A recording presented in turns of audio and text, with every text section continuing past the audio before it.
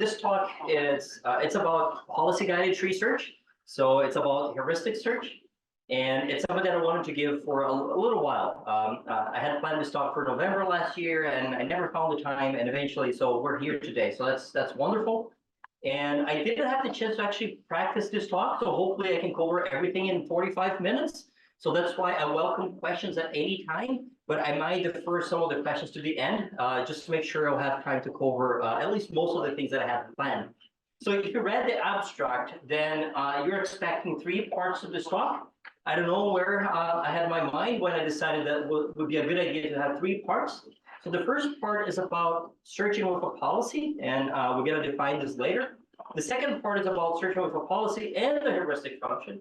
And then the third part is about learning a policy. So instead of doing all of this, because I believe I won't have the time, so I'm totally skipping the second one, but I want to do the first and the third. So that's what we're going to cover here today. Okay, so the problem setting, so everybody's on the same page and you don't feel frustrated if this is not your favorite problem setting. So think of Sokoban. Sokoban is a puzzle that's very hard in the computationally sense, where we have this little agent here, and the little agent needs to push boxes to goal locations. It can only push, it can never pull boxes. So it's complicated because the search space is very, very large, and you have what we call deadlocks. Like, for example, if you push a box against the wall, it's never going to come out. So maybe you're searching in a subtree or in a bunch of states that you cannot solve the problem from that place. So it's very complicated. You should see this as a needle in a haystack kind of problem, because the state space is very large and it's hard to find a solution. So here I have a brief summary of the setting that we have. So it's single agent, you're trying to find a path, which is a sequence of actions in order to solve the problem. Like, for example, the sequence of actions here would incur moving this little agent around. It's discrete, so that we can actually count the number of states and actions that we have. It's just that we have way too many states and sometimes we have way too many actions. It's fully observable. I can look at this state and I know exactly where things are. It's also deterministic. Once I move up, I know that I'm going to move up and nothing else is going to happen. So it's really like a needle in a haystack kind of problem. And if you know a little bit of planning, this is the setting where we call classical planning. So this is the classical planning setting. And maybe if you do not find the setting very interesting, there are ways of how we can compile maybe more interesting settings into this one. So there are reasons why we want to study this kind of problem. Okay, so how can we go about solving these problems? So we can find a sequence of actions that's actually going to solve these problems for us. So one way of doing this is to use a heuristic function to guide the search. So this is a tiny example that I actually use in my lecture, where we have the initial location here shown in green, we have the goal location here at the bottom. And maybe just to make it a little bit more interesting, I'm just going to place a wall here where the agent cannot traverse. And the actions available that we have in this problem is to go up, down, we can go left and right as well. So then if we apply what we call uninformed search algorithms, then we're going to start here at the initial location, and then we're going to look at every possible direction at the same time. We're going to look at the neighbors, and then I'm going to look at the neighbors of the neighbors. So then we're looking at all possible directions equally. And that's just wasteful because I know that the goal is located down here. So maybe I should focus my search downwards this path. And that's exactly what a heuristic function does. So a heuristic function, in this case, we can just ignore all the obstacle, all the walls that we have in this problem, and then we can just estimate the cost to go. So if you just ignore that we have a wall here at the bottom, then the estimated cost to go here will be 1, 2, 3, and 4. So then I know that the estimated cost to go here would be 4. And if I expand the state, meaning that I'm going to look at the neighbors of the state, all the states that we can reach by applying one action, then I'm going to be looking at these 4 states here. So if you look at the one on the right, let's say that I apply that right action from the initial location, then what is the estimated cost to go? Well, the estimated cost to go now should be 1, 2, 3, 4, and 5. So it just went up by 1. And if I move up, that's going to be the same story. If I move left, that's going to be the same story. But if I move down, then I'm going to be 1 step closer. So then now I can set a priority for all of these states. So then I'm going to look at the states where the heuristic is telling me that I'm closer to the goal. So instead of looking this way, maybe I'm going to focus my search and I'm going to try this one of the three before trying anything else. So this is one way of guiding the search. I'm going to use this heuristic, and I'm going to use this to define where I'm going to go in the search tree. That's one way of doing it. Another way of doing it is using a probability distribution over actions. So let's say that now I'm representing the problem slightly differently here, where we have the search tree, and this is the initial state of the problem, and we have two actions available from this initial state. And then we could apply the probability of taking the left action with 90% and the right action with 10%. So now I can use these values, these probabilities, to tell me where I should put my search effort while trying to find a solution to this problem. Like the best way I like to see these probability distribution over actions is really how much search effort that we should put in each of these subtrees. Like if I'm looking at the subtree here on the left-hand side, I should be looking more in the subtree than the subtree that I have on the right-hand side. Just because my policy is telling me that there's a higher chance that we're going to find a goal if we move to the left instead of going to the right. So now the question is, how are we going to use this in order to guide the search to find a solution to these problems? Like if you're familiar with A-star search, then we know that we have like pretty awesome properties as we use a heuristic function to guide the search. So the talk today is not about heuristic functions. We're going to be looking at policies, and we're going to be looking at some pretty awesome properties as well as we use policies to guide the search. Okay, so let's try something that might be a little bit naive. And here's a search tree where I have my initial state here at the top, M naught, and I have this branch here, which is just a chain that would go forever. Once we dive into this branch, it could go on and on and on forever, and there's no solution down in the subtree. But we do have a solution on the right subtree here. As we follow this path, eventually we're going to find a little star here, and this star is just representing the solution to the problem. Okay, so the information I have is the probability distribution over each one of these actions, and that's actually what I'm going to use in order to guide this search. So let's see if we use a cost function that's somewhat naive. So what I'm going to do here is that I'm just going to look at the probability of reaching each one of these nodes. So for example, I'm going to start at the root of the tree, and the probability of being at the root of the tree is always going to be 1, because that's where I start my search from. But the children here, N1 and N2, the probability that they will have will be half, which is the probability of taking those actions. But if I look at N4, then I'm going to be looking at the probability given by all actions taken from the root of the tree to get all the way down to N4. So in this case here will be 1/4. So the way that we're going to define this cost function, it's something that we're going to try to, maybe we shouldn't call it cost function because it's something that we want to try to maximize. We're going to define as follows. I have that the probability of reaching any node n in the tree, you're going to call it pi, is given by this pi function, where I'm going to reach n, given that I'm at n prime. So n prime would be the parent of this node in the tree. So for example, if we're talking about n4, then the parent will be n2. And this probability pi n given n prime is given by the probability that we have in this edge here, times the probability of getting to that parent in the tree, times the probability of n prime. And then it's a recursive kind of definition where the base case we're going to go all the way to the root of the tree, and the root of the tree here, just going to call it n naught, it's always 1. So then we can define a function that will guide the search that way. So whenever we start the search, we're going to use what we call a priority queue. We're going to add the initial state to the priority queue with this value of 1, and then we're going to expand it. And we're going to see the children, and we're going to compute this probability for each one of the children that we have. And we're going to define the next node to be expanded in the tree by getting the best one that we have with respect to these probabilities. So here's our open list. Let me just run this example for this function. It really shouldn't be called a cost. So this is it's just a bad name.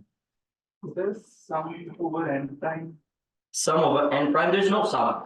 So it's just a recursive definition where we get the probability of the transition n to n prime times the probability of being at n prime. In the base case, it's where we have the n prime.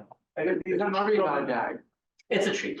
So then, for example, if we're looking at n4, that's the most intuitive way of seeing this. Just going to look at all the probabilities along this path. So I'm going to multiply 1/2 and 1/2. So then the probability of n4 will be 1/4.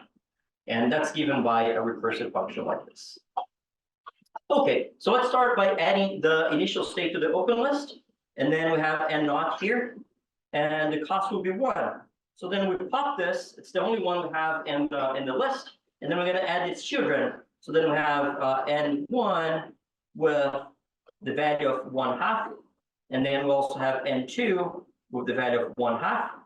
So let's say that we're going to break-ties somehow here. Let's say that we go n2 first, because they have exactly the same value. And we're going to pop it out. And we're going to get its children. So then we get to see n4 with the cost of 1/4. And we also get to see n5 with the cost of 1/4. So now that we got to the 1/4 on the right-hand side, on the right subtree, then it's looking better for us to go through n1. And then as we pop n1, we're going to add n3, which is following the chain that goes forever. And we multiply 1/2 and 1, we're going to get 1/2.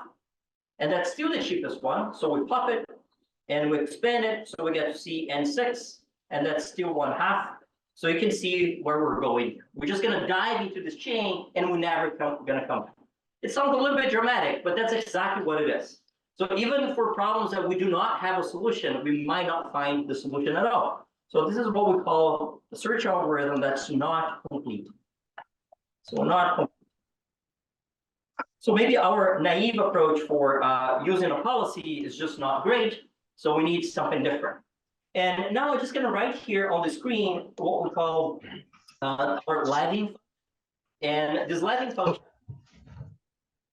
it looks a little bit like magic at first, but I'm going to explain why this is a great function for us to use to guide the search. And this is really a cost function, so we're going to try to minimize the cost of these nodes. So we're going to use the following. So we're going to get the depth of the node n divided by the pi value, exactly the pi value that we defined above, and that will be our cost function. So now we're going to use an open list like a priority queue, just like how we did it above, but we're going to sort the nodes by the cost value, d over pi. And here, just to make it clear, this is the depth. Let me zoom in here. So this is the depth of n in a tree. And this is the probability of n.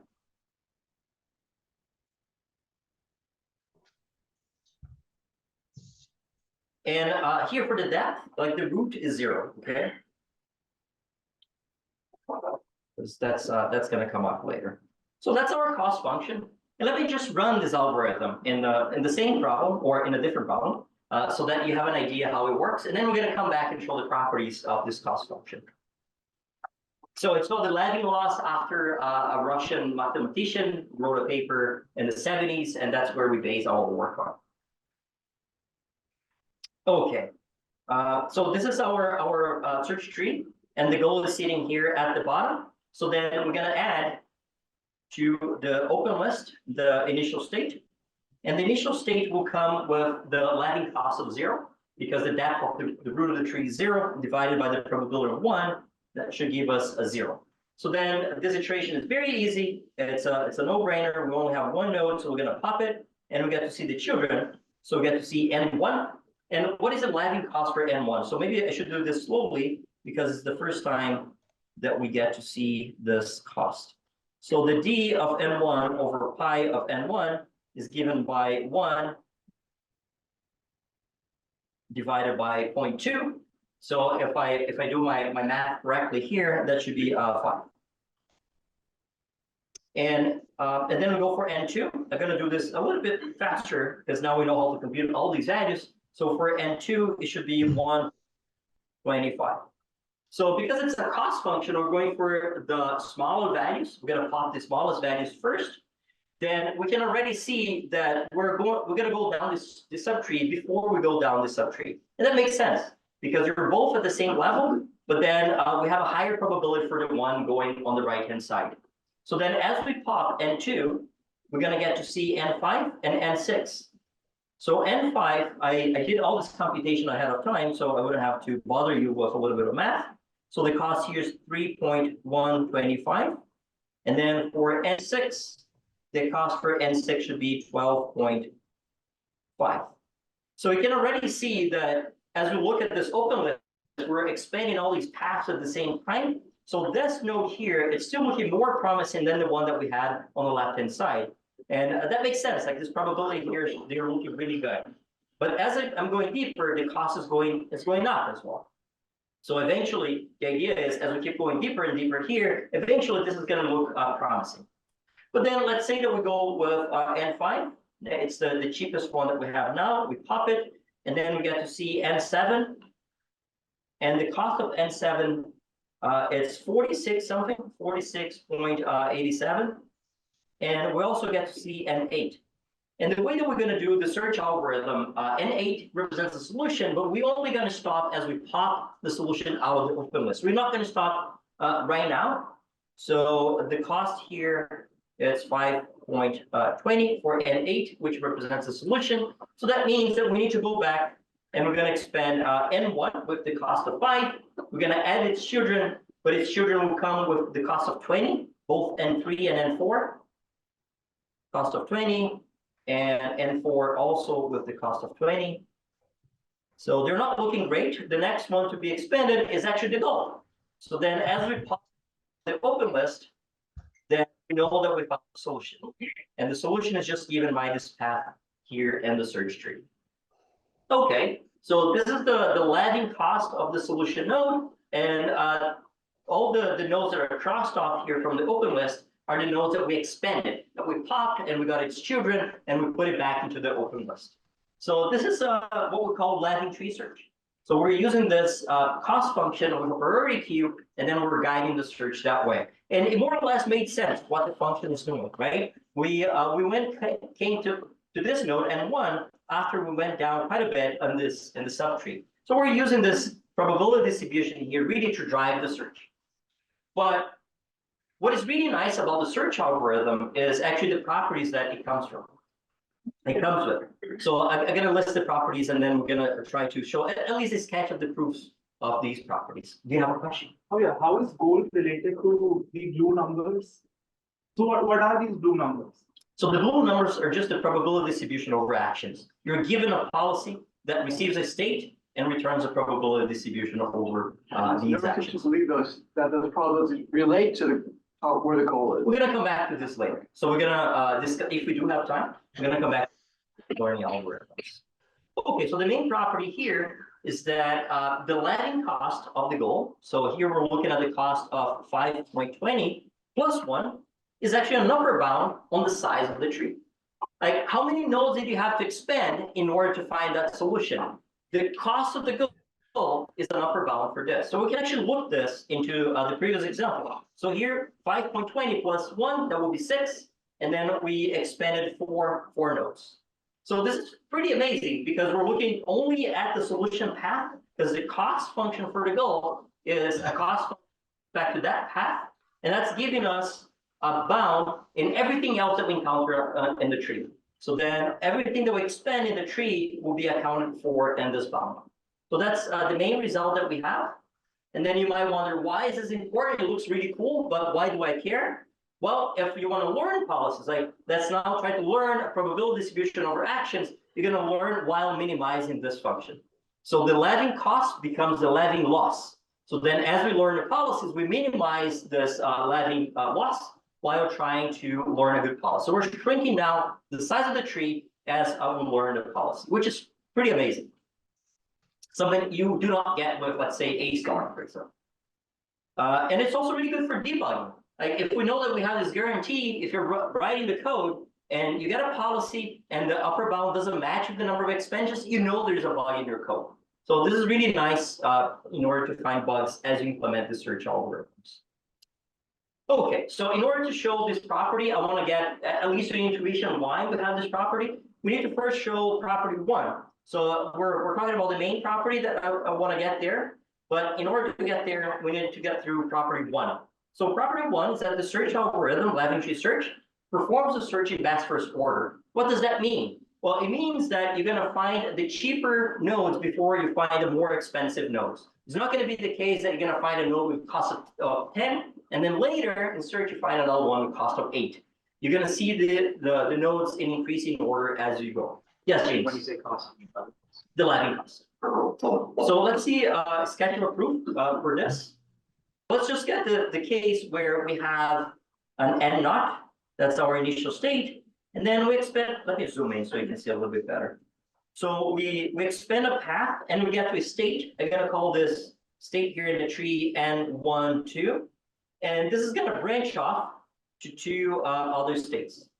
So we're gonna have the state on the left where I'm gonna call N1, and the state on the right where we're gonna call N2. And we're gonna start by construction. I'm gonna say that the cost, and here's really the Levin cost, that the cost for N1 should be cheaper than the cost for N2. So if I have this scenario and my search, and if my algorithm is a best first search algorithm with respect to the Levin cost, then N1 has to be expanded before N2 gets to be expanded. So then what I want to show is that once I get to see this node, I'm going to unveil, I'm going to expand everything along this path before I get to expand N2. So that's gonna guarantee that we have a best first search algorithm. Yes, Bobby Joe. I have a question on Zoom. It says, can it always find the best way? Yes, it's guaranteed. That's what we're proving now. It's always gonna find the cheapest cost before we find the more expensive costs. Okay, so let's move on. So this is the setting that we have. I'm just split up here in the middle. And then I'm just gonna call all these nodes here in this path N prime. So N prime is a bunch of nodes connecting N1, 2, all the way to N1. So I want to show that my N prime, all the N primes, they're going to be expanded before N2 gets to be expanded. And I have that my cost function is, it's a monotone function. Cost function E over pi is monotone. So that makes sense. The D is always increasing, pi it's always decreasing. So then this cost function is always increasing in general. And we know then that for all N primes, the cost of N prime, that has to be less than the cost for N1. Because it's monotone. So then it's strictly monotone, not only monotone, but it's strictly monotone. So that must be the case. So if this is the case, then it has to imply that the cost for N prime, for all the N primes, is less than the cost of N2. Do you see why? So the cost for N prime has to be less than the cost of N2. This must be true because we set the problem to be that way. Because N1 is less than the cost of N2. And if all N primes is less than the cost of N1, so we can conclude that the cost of N prime will be cheaper than N2. And because we have a priority queue and we're putting at the top the cheapest one, we know that we have to expand everything that we encounter along this path before we get to N2. Therefore, it's a best first search algorithm. So that's a sketch of a proof for property 1. Property 2, it's also something that we're going to need. And here, I'm not going to show the proof. It's just a little bit of algebra. If you're interested, you can actually look at the paper. It's not very hard. I just want to give you the intuition. If you get a tree and if you get the leaf nodes, if you add up the probability of all the leaf nodes, it will always be 1. So I have a little example here just to give you a little bit of intuition of what's going on, but I'm going to skip the proof of this property. So if you look for N3, which is a leaf node that we have in this tree, what is the probability that we have for that node? Well, the probability for that node should be 0.1. For N4 should also be 0.1. For N5 should be 0.64. And then finally for N6, it should be 0.16. And fair enough, it adds up to 1. So if you get any tree and you look at the leaf nodes, the probability should add up to 1. It makes sense. Like it makes intuitive sense as you spend a little bit of time thinking about it, because you're spreading out this probability weight here as you go down the tree. We're never leaving any probability behind. So then the sum of the probabilities of the leaf nodes should indeed be 1. So just to give you another example, if I make my search tree look like, I'm actually going to erase this. If I make my search tree look like this, then I'm going to have the sum to be 0.1 plus 0.1 plus 0.8.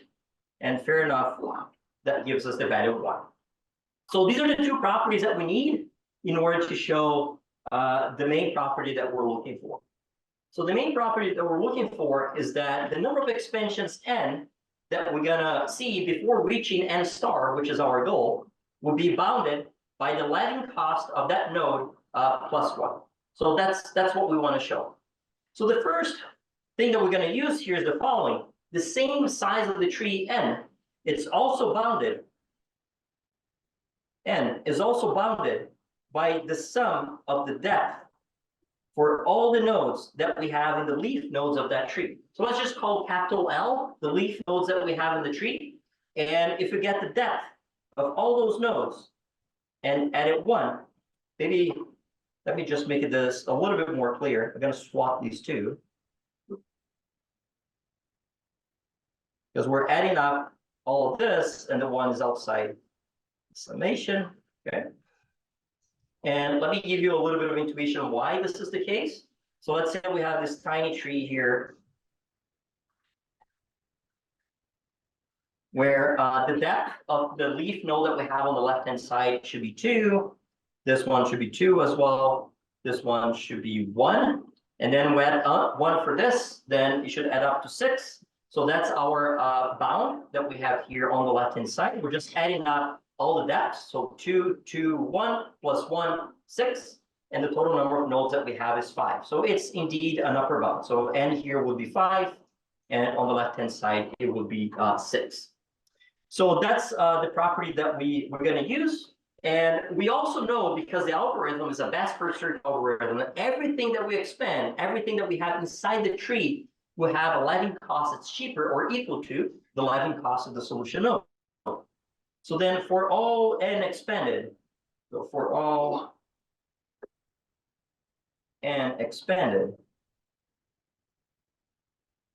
we have the following. We have that the Levin cost d of n over pi of n, that will be bounded, but it will be less or equal to d of n star divided by pi of n star. And we have that this is true because it is a best first search algorithm. So everything that we expand will be of a cheaper cost. So then I'm just going to rewrite this so that we can rewrite it as a function of d. So d of n is less or equal to d of n star divided by pi of n star multiplied by pi of n. So I just move this to the side, and I'm going to give names to these inequalities so that we can use them. We're going to call this inequality 1, and I'm going to call this inequality 2. And now I'm going to use 2 and 1. I'm just going to use the d value here to replace what we have to the d on equation 1. So we're going to use 2 and 1. And then as we do this, we're going to get the following. Now we have the d here because it's a lower bound. Yes, you have a question. For all the n expanded, are we talking about the nodes we expanded before getting to something? Yes, all the nodes that you expand before you get to pop the goal out of the open list. Will we expand all the leaf? The leaf nodes are considered expanded nodes as well. So you could see as you're going through the search tree, and everything that you expand, you add to the search tree. And then at the end, what are the leaf nodes that you have? And once you have the leaf nodes, that's our set L that we define here. Search tree currently on board is all the nodes we have expanded. It's not the original space. It's not the original space. It's like you should see as a subtree of the original, like the underlying search tree that you have for the product. Okay. So I'm gonna just use 2 and 1 here so that we're gonna have the following. I'm gonna put the number 1 outside so that, oops, that's not what I want. So that's not too confusing. So then I'm gonna sum over all the leaf nodes.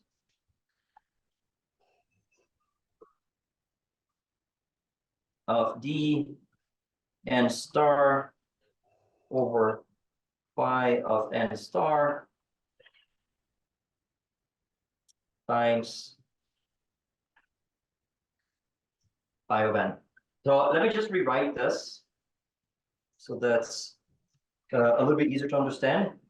So it's 1 plus, and then I have d of n star divided by pi of n star, multiplying the sum for all the leaf nodes in this tree that we expanded of the pi n. But then we know from property 2 that the sum here will be 1. So then we get exactly what we're looking for, which is the number of expansions will be bounded by this. So that's the main property, and that's the cool property we have. I just look at the time and I'm thinking of what I'm going to skip. So I'm going to skip some of these examples, and I want to talk about the learning part. So where these policies they come from? So we're gonna use a learning algorithm that's it comes from 2011 by Rob, Zandra, and Shahab. It's called the bootstrap system, and that's what we use. And we're gonna learn a policy while optimizing for the Levin loss. So once we're optimizing the Levin loss, we're shrinking down of the search tree. So the way that this learning algorithm goes is that we have a set of problems, and we're gonna try to solve the set of problems with Levin Tree Search bounded by some number of expansions. Like for example, maybe this problem here is very easy. I can give it to the search algorithm. It's going to solve it, and it becomes training data. Once it becomes training data, I can use it to update the model while minimizing the Levin loss. So then if I encounter something similar to this one, then I expect my search tree to be smaller because I'm optimizing for the Levin loss. So we repeat this procedure until we are able to solve all these problems. So then we can learn from all of them. If it's a quick one, go for it. So the policy is just a probability. It's a chance from this node to which one you expand next, probably. And the different problems are all similar enough that I have the same nodes, because this is like a Lookup table. It doesn't have to be the same nodes. So we're using a neural network here to learn these policies. So then we're going to have some representation, and then we hope that this representation will help us generalize to nodes that we haven't seen before. Okay. So it's really like trying to learn from a set of problems, but then we want to be able to generalize, even if it comes from the same distribution of problems that we're sampling. Every node has characteristics, and that's part of the implicit policy. Yeah, like you could take an image of the state, and then we try to generalize from it. Thank you. So this is the overall approach. So we try. It's like a try and error. If we're able to solve a problem, then it becomes training data, and hopefully we have a better policy, and that will allow us to solve problems that we couldn't solve before. So that's the general framework. And the issue here is that if we use a neural network, then we have the usual problems that we have with neural networks, which is we don't have guarantees of how good our loss is going to be as we train the model. It's not a convex problem, so there are a bunch of local minima, and we have no guarantees at all. So what if, in addition to having guarantees on the size of the tree, we will also have guarantees on the learning procedure, that whenever you solve a problem, you get some training data, then you're doing your best with respect to that training data. So that's where the context models are going to come into play. So the context models is actually very similar to pattern databases, but they use a concept that's different from the state space abstractions that we need in pattern databases. If you know pattern databases, great. If you don't, you can just ignore this and you should be okay. So what we use instead is what we call mutex sets. So let's consider the problem here on the left-hand side where we have our agent represented by this triangle. The goal is this green circle. And the arrow here is just showing that the agent was on the cell on the left and just moved to the current cell. You can ignore the cell for the arrow for now. And then we can define mutex sets by defining which information that we're going to get out of this stage. Like, for example, one mutex set could be, let's look at the cell in front of the agent. And then the cell in front of the agent could be an empty space, could be a wall, or it could be the goal. Like, these are the options that we have for this set. And the same goes for the cell below, and we can look at the cell on the right, the cell on the left. I have the same mutex set twice. Let me fix this. Now it should be good. And we can also look at the last action that was taken, for example. Did the agent come from the left or from the right, from above or from the bottom? And then this is also going to define a set. Okay. So we have that only one of what we call a context to be active for each one of these sets. So for example, if the agent is seeing a wall here, then that's the context that we have active for this set.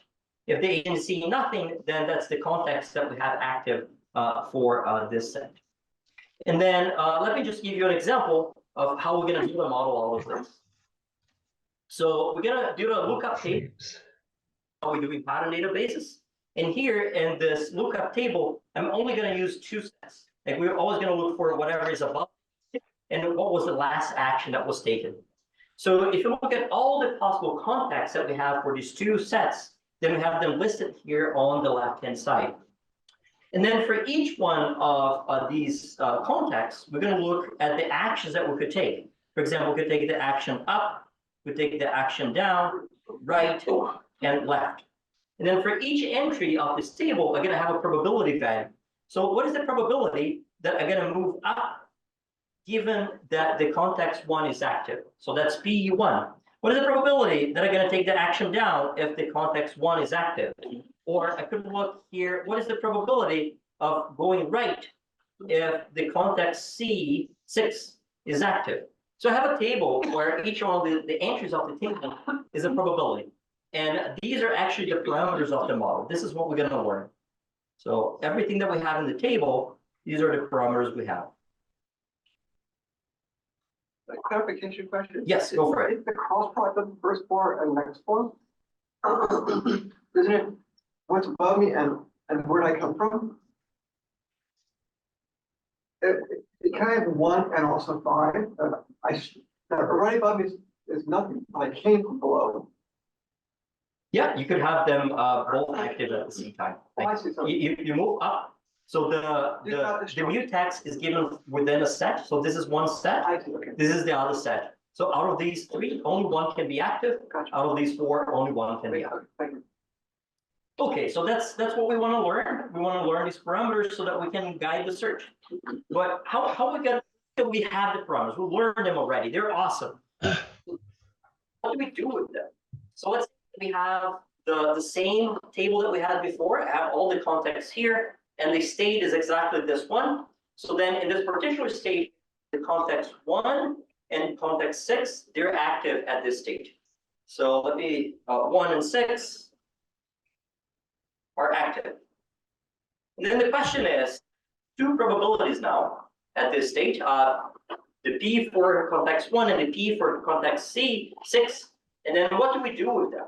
What do we do with these probabilities? And then the answer turns out that we should multiply. So we multiply the P's. And the reason why we do this is that we get pretty expressive models as we do this. There are some pretty cool stuff we can do it, and I'll show you an example of the kind of stuff that we can learn with these models. So let me just define the actual policy then that we use.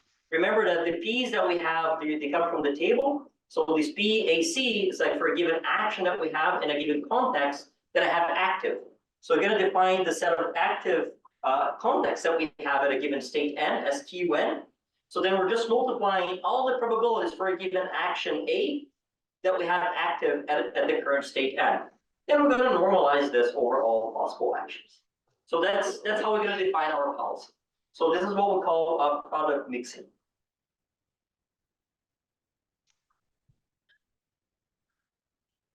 So then we can simply define our pi policy based on this. I'm at a node n, going to take action A. What is the probability of taking that action? Well, it's given by this equation.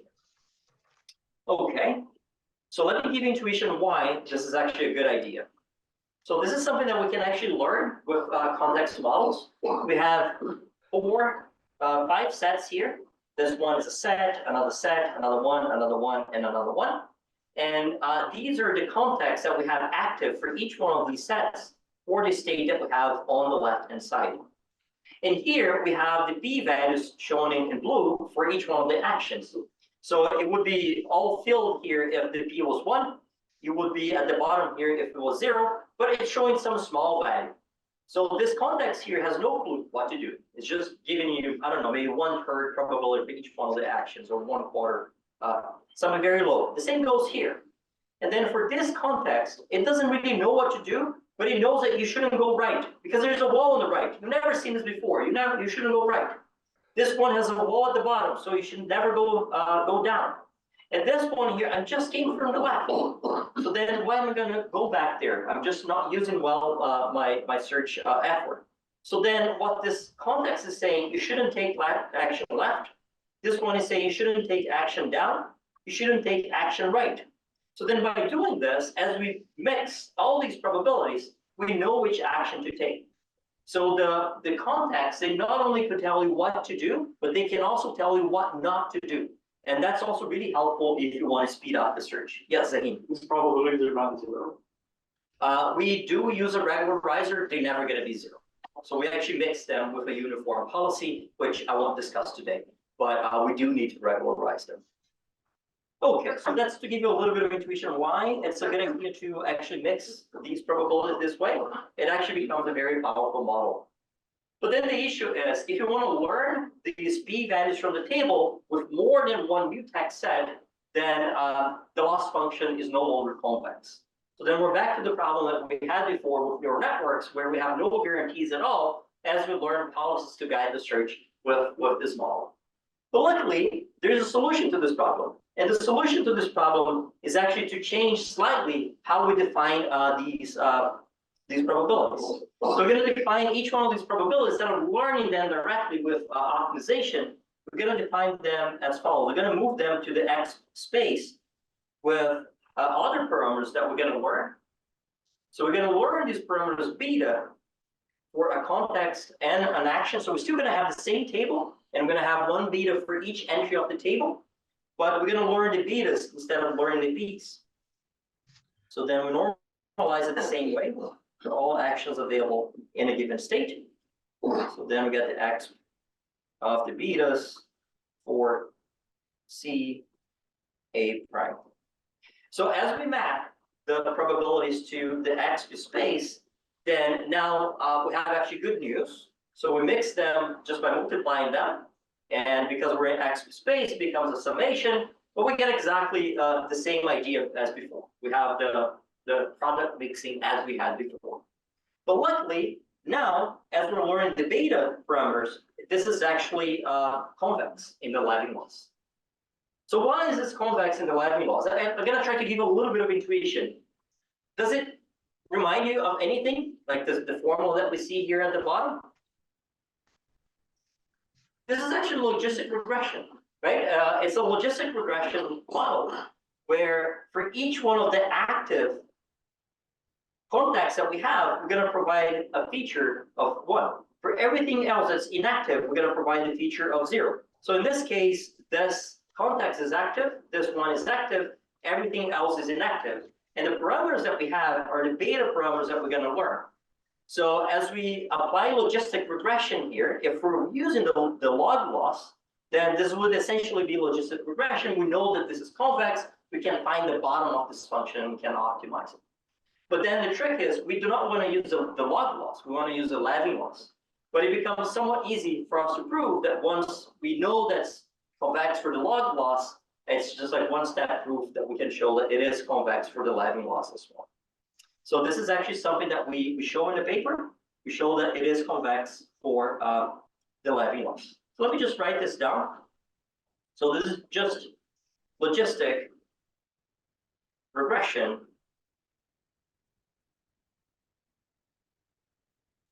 with state action features. Remember that our table, we have a bunch of contexts and the actions as well. So then the features there about the actions and the states. And we use the Levin loss instead of using the log loss. Okay, so now we have a model that we can use and we can get to the bottom of the function and we know that we have guarantees with that model. I don't have much time left, but I do want to talk about a little bit of empirical results. So this is for only one domain. We have many more domains if you're interested in looking at numbers and results. But what I want to highlight here is this entry here. So this is a Levin Tree Search with context models. And we're trying to solve Rubik's Cube, which is very challenging. And we want to try to solve it as quickly as possible, because that's what the Levin laws is doing. The Levin laws is trying to shrink down the size of the tree. So we want to try to find a policy that will get you to a solution as quickly as possible. If we compare this with, for example, this is 3D vascular search that learns macro actions. I believe this is a paper from 2021. It's somewhat recent. Then the number of expansions is just very different. Like we can do it much faster. If you compare to Deep Cube A, which is trying to find near optimal solutions, and you can see this here, 21.5 is like almost like the optimal set of actions that you need to take in order to solve the cube. Then it's taking many more steps.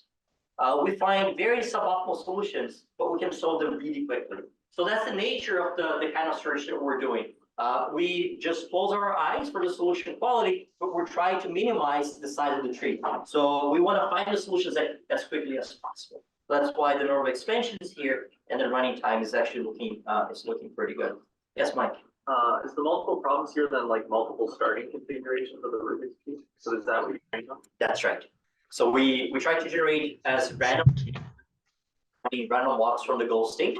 I don't remember the number, but we'll like perform so many steps from the goal that it becomes hard. Okay.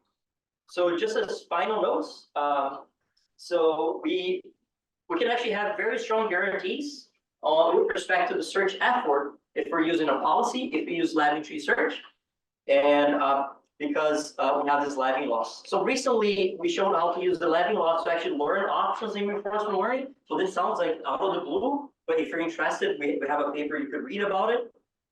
The context models, they come with other set of guarantees on the learning part. So as we gather data and now we have the training data, we know that we're doing the best we can with respect to that training data. So it's a nice combination once we get both Levin Tree Search and the context model, because we have guarantees on the search and guarantees on the learning part as well. And if you're interested in heuristic functions, we also have a paper where we combine, so this is the second part that I told you that I wouldn't talk about it. It's called PHS, where we combine a heuristic function with a policy, and we also have strong guarantees. So if you want to learn policies and heuristics at the same time, this is the algorithm you should go with. Like if it fits the kind of classical planning setting that we have, then this is the choice you should go with. And so these are the notes I had, and I'm finished with 9 minutes left. So that should be good enough for questions. So thank you so much, folks, and let me know if you have questions. Yes, please. Interesting stuff. You talked about at training time, sometimes you don't have a solution, and you throw them out. How, in those cases you showed, got the solution 100% of the time. If you're trying to solve the problem and you train on it, you don't get an answer. Other ways you can use it, like using sensor data. Yeah, no, that's a very good question. So the question is, in the trial and error process that we learn a policy, sometimes we try to solve a problem and we can't. Then can we use that data in order to learn a better policy? I don't have a good answer to this. The answer is no, we do not use it at all. And I'm not sure if it's easy to try to gather information from the problem that we couldn't solve. So remember that this is the kind of needle in the haystack kind of problem. So if you don't find a solution, then there isn't much you could actually use in order to solve the problem.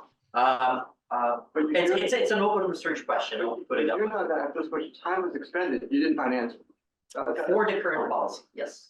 Let's talk about afterwards. Maybe it's use survival prediction techniques. Oh, that sounds great. That sounds super exciting. Like the more we can reuse out of the search time that we spend, the better we'll be. That's for sure. Yes, Mike. Did you just say that this is a bad policy and then try to just move away from that? Yeah, that's possible. But also within all those states, you're also going to have the state that's along the optimal solution path. So then how do you distinguish that you have that one, but you don't? Like if the setting was a little bit different, let's say that we have reward signal as we do the search, then maybe there's something that we could, I'm sure there's something that we could do. But because it's a needle in the haystack kind of problem, then the signal is very, very weak. So that could be an issue. But yeah, it's a good research question. Yes, please. Do you happen to have results for the box pushing problem that you've mentioned? Yeah, I do. I'm not sure I have them here, but if you go back to the papers, we always use Sokoban as a test bed, and it's a tough one. So I'm not sure. Are you familiar with Sokoban? I've seen the problem before, but not the paper. Okay, because there's like a super hard data set with problems. We do not use that one. use a cheaper one, an easier one, where we have a large set of problems that we can use and train the model on. We don't have a training set for the harder instances because they're very different from the ones that we use. So there's still things to be done there. Yes, James. Is there some way to use the suboptimal solution you find to train to find a better solution? Like, do you get any information about better solutions from Yes. suboptimal ones? Yeah, no, that's a very good point. So the question is, can we use suboptimal solutions to try to find a better solution later on? And the answer is yeah, there are ways of how we can try to tune the model. If you care at all about solution quality, then we could play tricks like this, and it does improve the solution quality. So it's something that we played with in the past. I'm not sure if it actually shows up in the paper because our story is always, let's try to find a solution to this problem as quickly as possible. But we're always like moving back. Is there anything that we can do about solution quality? And there are a few tricks that we could play, but it's always without guarantees. So you can make it a little bit better because you've seen it being better in the experiments that you ran. But how close from optimal it is, we have no idea. Yes, Bobby Joe. You have a couple questions in the chat. Okay. I don't know if you can see the chat, or you want me to read? Yeah, I can see here. The last two. So should it go bottom up? Yeah, So bottom question, up. does increasing the number of convex models guarantee an improvement in the search process? No. So because of overfitting. So if we overfit to the training data, we might be in trouble if we have a good way of regularizing, and we do regularize. Zaheen asked about it. So the way that we regularize is by mixing a uniform policy with whichever policy that we learn. And the regularization term is also convex so that we can optimize with that thing and in the equation. But adding more doesn't necessarily mean that's going to be better. But in practice, like if you have just a few contexts, then you don't have enough information. It's like increasing the capacity of your model as you add more context to the model. So there's a sweet spot. And I don't have a good way of finding this sweet spot. That's the truth. So let me move up one. Can it work in unknown environment? I would say no. Like if unknown is something that's totally different from everything that we learned, then I would say no. This is not the case. If we're talking about the learning part, where we're just exploring the space, then this is actually the way to see this. Well, you let me know if I'm getting the question right. But the way that I see this, if you want to just unleash this agent in an unknown environment, this is like the kind of environment that you want to explore and see what's going on and learn a good policy to solve the problem. You could see the Levin Tree Search as like a very powerful operator for improving a given policy.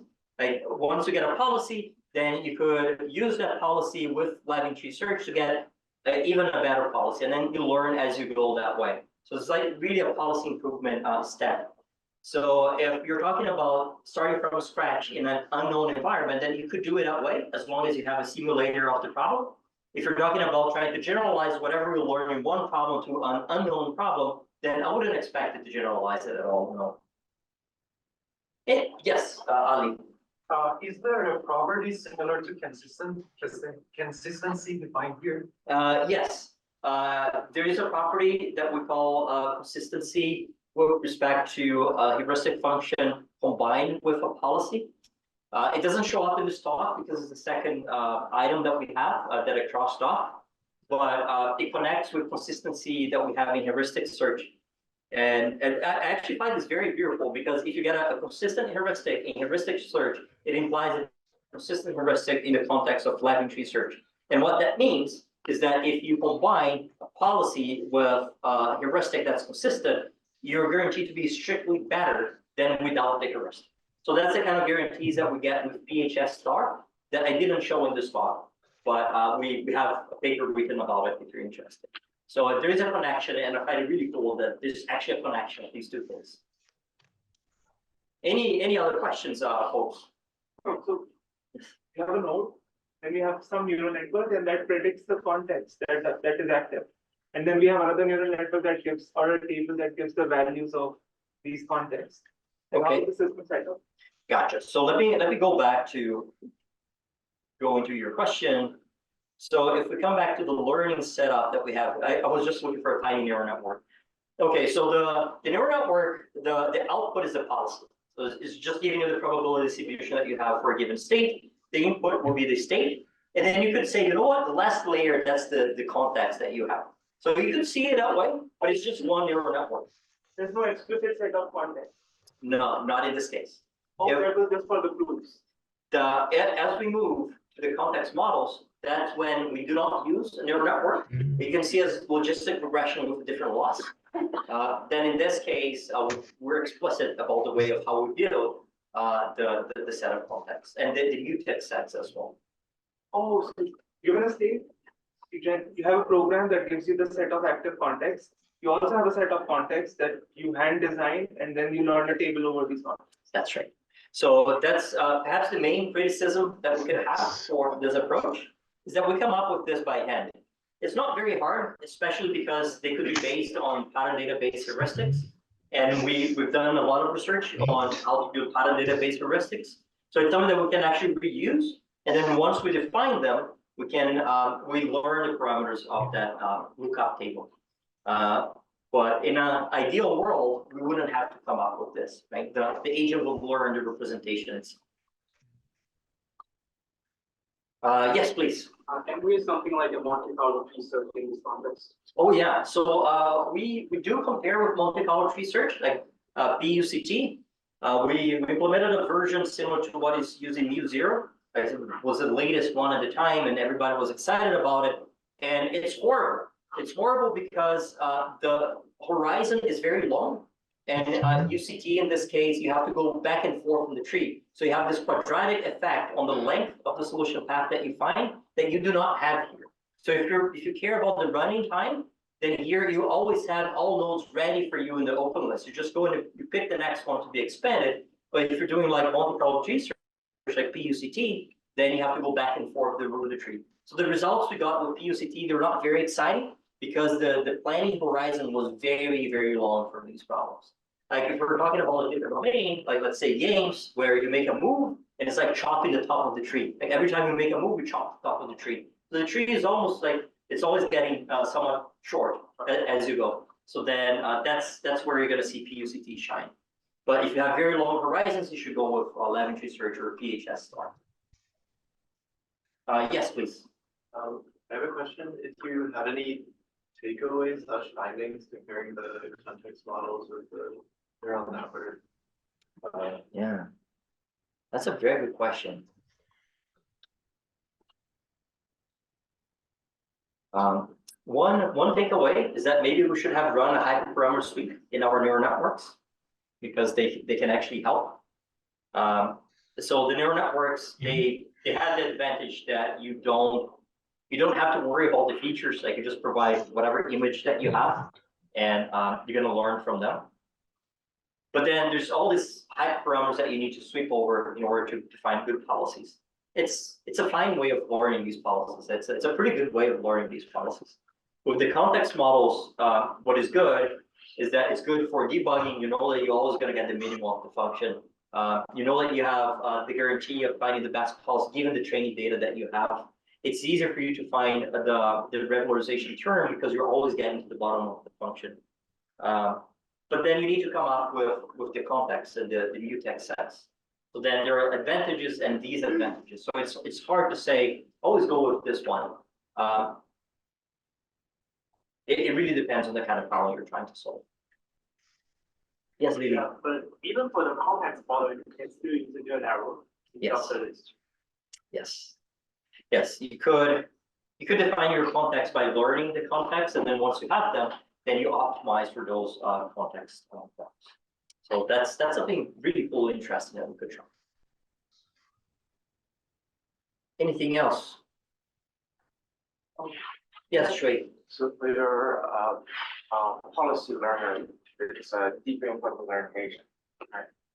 Because it outputs the actual probabilities. Yeah, I wouldn't call it deep reinforcement learning agent because we do assume that we have a simulator. Like I think in reinforcement learning, we're trying to solve a harder problem because we're just interacting with the environment. Here, we actually have the tree. Like we can look for transpositions, we can look for cycles, and that makes it so much more efficient. Like if you get like a tiny grid world where reinforcement learning algorithms are gonna struggle a lot, if you run this, it's gonna find like in the blink of an eye. And the reason is because we're able to keep track where we are. We can really use a simulator. So maybe the lesson is, if you're trying to use reinforcement learning algorithms where you have a simulator, maybe you should be looking at this kind of algorithms instead, because you have more things that you could do with all of them. And I should also be, I started here right after my class, so I didn't think too much before I started the talk. So I should just acknowledge, I had this in the very first page. So all this work was led by Laurent Orseau at Google DeepMind. And I've been working with Laurent for so many years. It's somebody Mike introduced to me. Like one day I got a message on my cell phone, and the message was Laurent Orseau. And that was all the message said. I said, okay, so something is gonna come up next. And then it was a meeting. Mike arranged a meeting for between the three of us. That's where I learned about Levin Tree Search. Laurent was starting to work on this. And so Mike saw a good partnership. And Laurent and I, we published many papers since then. So thank you, Mike, for introducing us. And so I just wanted to acknowledge that it was led by Laurent. All right, folks, thank you so much. I'm happy to stay longer if you have more questions. Otherwise, you have a wonderful weekend, and I'll see you around.